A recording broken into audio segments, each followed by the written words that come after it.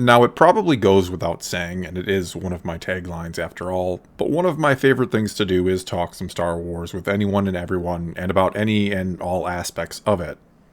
And in all my years of being a fan, my whole life essentially, I've certainly had my fair share of interesting discussions that got into things most people or fans never even think of, much less care about or would want to talk about.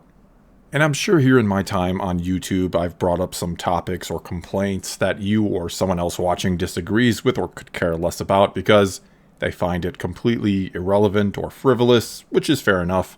I do get too far into the nitty-gritty details sometimes, or complain about things I should just let go. However, in the latest 2 episodes of The Mandalorian, and spoiler alert if you haven't seen them yet, there's been a couple issues, I guess you could call them, that have arisen with some people that even I would put in the category of, wow, people are really talking about or upset about that. And the ones I'm talking about are Baby Yoda or the child eating the frog lady's eggs, as well as the shape of the chest plate worn by female Mandalorians, or to put it ever so eloquently, boob armor.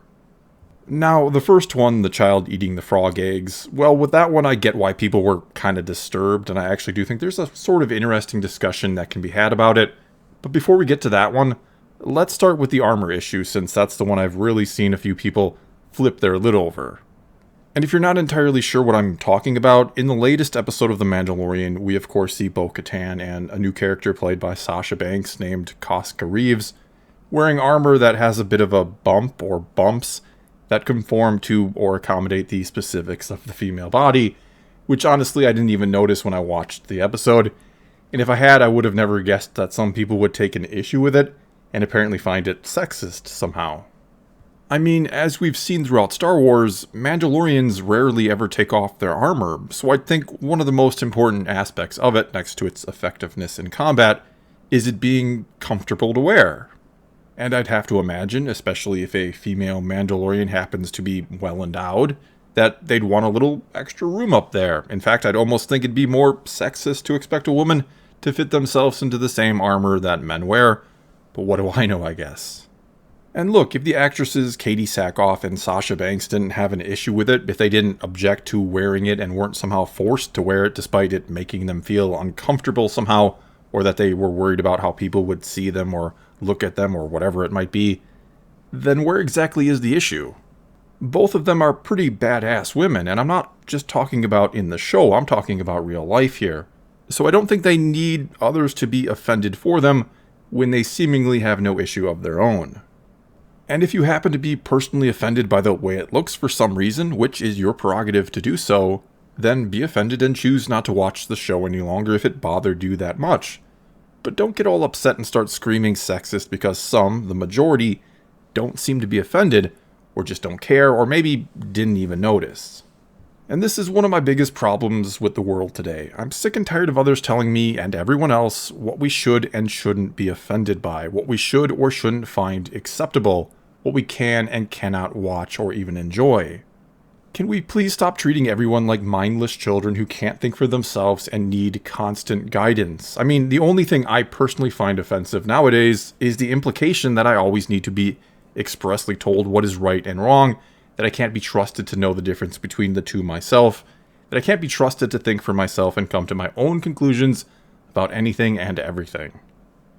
And look, I'm probably a little more upset about this whole thing than I otherwise would be, because a couple weeks back now, and I talked a little bit about this in my Sunday commentary video the previous weekend, but anyway, I got an email from someone who at least claimed to be a writer for a fairly large and well-known media outlet, who wanted me to know they enjoyed my content, but that they were concerned that some of my videos misinformed my audience on certain sensitive matters or issues, and that they were ever so graciously willing to help me change that and get the right information out there, and that it was actually my responsibility to do so. Anyway, very, very long story short here, I went back and forth with this person several times via email, and if that person is watching this right now, just let me say hello there, I hope you're enjoying this video.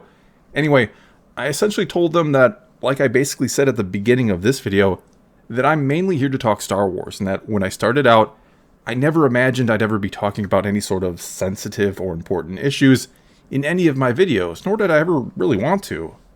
And that I never would have started to do that or talk about some of these things if Star Wars, or some of those who were associated with Star Wars, hadn't been used to address some of these issues, thus pulling me and many others into the conversation in the first place.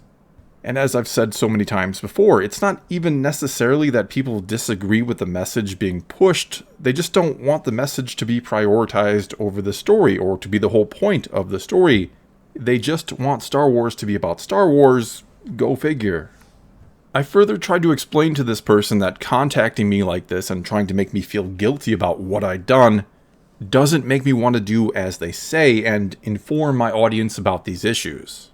Instead, it actually makes me want to do the opposite and make videos like this one that further let people know what they already suspect or are aware of. That yes, there are those out there in entertainment or the media or wherever who want to control the way they think, which I know might sound tinfoil hat conspiracy theory to some, and I would have felt the same way a few years back, but clearly it's not. Not if I get emails like this one that I did.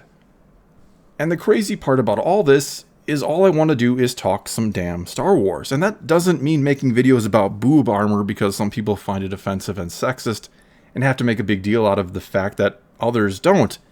And yet here I am. And I really don't think the people who get offended by things like this or that want Star Wars to be used for their agendas understand the only thing they tend to accomplish is making enemies out of people who otherwise maybe would have agreed with them or just wouldn't care so much. These people really don't understand that apathy doesn't necessarily mean objection. They really don't get that they're making their own enemies by ramming these ideas down people's throat in the last place people want to see them, all the while claiming it must be done and that they're righteous for doing so. Basically, grown-ass adults don't want to be lectured to like children, especially in the entertainment they go to get away from all that.